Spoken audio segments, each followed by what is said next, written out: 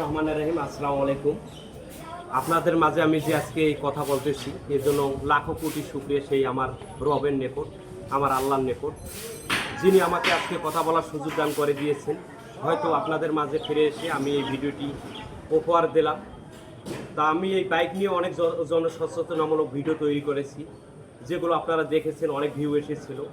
আমি এই বাইকে করে উলিপুরে গিয়েছিলাম আমার মহাজনের বাসায় হালখাতা খাওয়ার জন্য।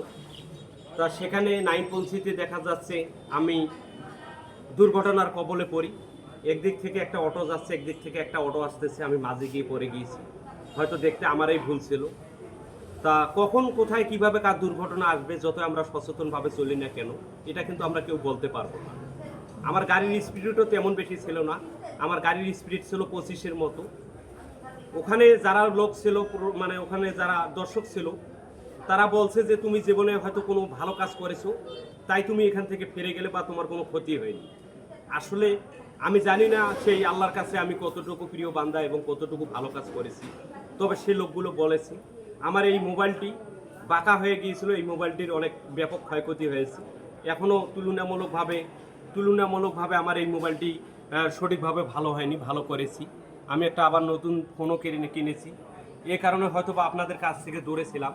তা আমরা যারা মিডিয়াতে আছি, আমরা কখনো হয়তো বা যতক্ষণ বেঁচে আছি আপনাদের মাঝে থাকতে হবে বা আপনারাও আমাদের সঙ্গে থাকবেন, এটাই হচ্ছে স্বাভাবিক। বা এখান থেকে আমরা হারিয়ে যেতে চাই না। যতক্ষণ বেঁচে আছি আপনাদের পাশে থাকবো ইনশাআল্লাহ।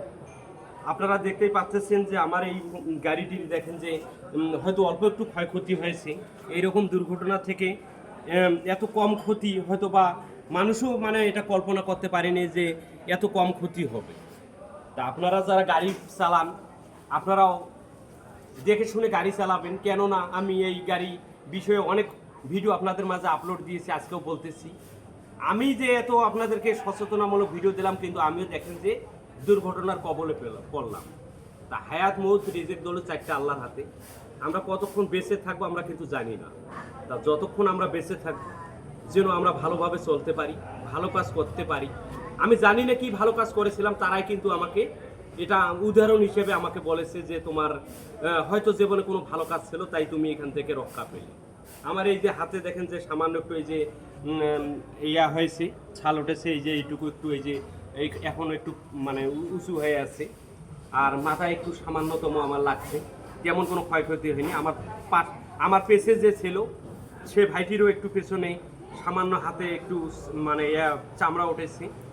তা আমার এই ভিডিওটি যদি আপনাদের ভালো লেগে থাকে আপনারা অবশ্যই শেয়ার করবেন, মানুষকে দেখানোর সুযোগ করে দেবেন। এই ভিডিওটি শেয়ার করলে আমি আপনাদের পরিবারে গিয়ে ইনশাল্লাহ ফুলের ভালোবাসা দেবো। কিছু ফুল কিনেছি, দুদিন থেকে এই ফেসবুকে ছিলাম না, আপনাদেরকে ফুলের ভালোবাসা দিতে যেন পারি। তা আপনারা অবশ্যই ভিডিওটি শেয়ার করবেন। কেননা এটাও একটা জনসচেতনামূলক ভিডিও দিলাম। হয়তো না আমার এটা বাস্তব মানে চিত্রটা তুলে ধরলাম আপনাদের সামনে। আমি দুর্ঘটনায় পড়েছিলাম, তাই আমারটাই আমি তুলে ধরলাম। এটা মানুষকে নিয়ে আমি হয়তো বলতে পারলাম না। তা আপনারা আমার পাশে আছেন, আমাকে সহযোগিতা করতেছেন, আমিও আপনাদের পাশে আছি, আপনাদেরকে সহযোগিতা করতেছি। এভাবেই আমরা এগিয়ে যাব ইনশাআল্লাহ। হিংসা নয়, ভালোবাসা দিয়ে করতে হবে মন জয়। ফেসবুক প্ল্যাটফর্ম ভালোবাসার প্ল্যাটফর্ম। আমি কন্টেন্ট মনিটাইজেশন পেয়েছি, আপনাদের কমেন্টগুলোর এখনও উত্তর দিতে পারিনি, এর জন্য আন্তরিকভাবে দুঃখিত। কিন্তু আমিও তো মানে আপনাদের মাঝে যে ফিরে এসে আপনাদের সঙ্গে কথা বলতেছি, এটাই সবচেয়ে আল্লাহর কাছে লাখো কোটি শুকরিয়া। তা আমাদের ভালোবাসা অব্যাহত থাকুক। আসুন আমরা একে অপরের পাশে দাঁড়াই। এবং আমার ভিডিওটি যদি ভালো লেগে থাকে এবং আমার ভিডিওটিতে আপনারা কি বুঝলেন, পুরো ভিডিওটি দেখে আপনাদের গঠনমূলক মন্তব্য প্রকাশ করবেন এবং ভিডিওটি আপনাদের প্রোফাইলে এবং গ্রুপে শেয়ার করে দেবেন। ইনশাল্লাহ আপনাদের শেয়ার ধরে গিয়ে আমি আপনাদেরকে ফুলের ভালোবাসা দিয়ে আসবো। সবাই ভালো থাকবেন, সুস্থ থাকবেন, নিজের যত্ন নেবেন।